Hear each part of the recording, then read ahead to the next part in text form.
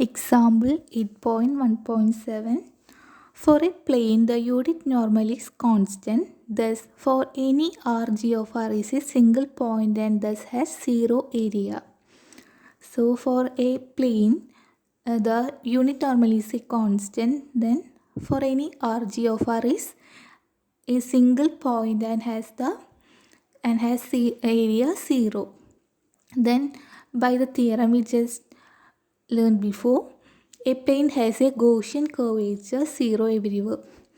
Then here we are considering a generalized cylinder.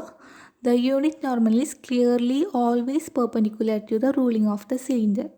So generalized cylinder, the unit normal is always perpendicular to the ruling of the cylinder, and the image of the Gauss map is contained in the great circle of S2, which is formed by intersecting S2 with the plane passing through its center perpendicular to the ruling of the cylinder.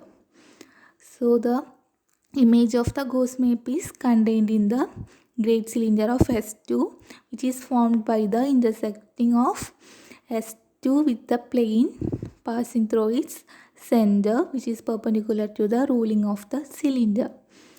Any great cylinder obviously has zero area. So, while considering any great cylinder, it has a zero area. So, the cylinder has zero Gaussian curvature. So, considering a great circle, then has zero area. So, the cylinder has also, the Gaussian curvature of the cylinder has also 0. Then finally, for the unit sphere S2 itself, the unit normal is at point P and is clearly parallel to the radius vector from the center of the sphere to P. Then for the unit sphere S2 itself, the unit normal at the point P is parallel to the radius vector, which is from the center of the sphere to P.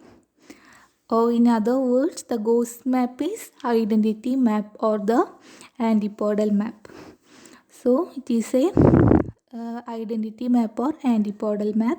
So both of the maps are obviously equireal. So the absolute value of Gaussian curvature of S2 is 1. So in fact, if sigma is any surface patch of S2, then we have n equal to plus or minus sigma. That is, either choice of side may be positive or negative. Then n u cross nv equal to sigma u cross sigma v. It is a positive multiple of n. So the Gaussian curvature is positive 1.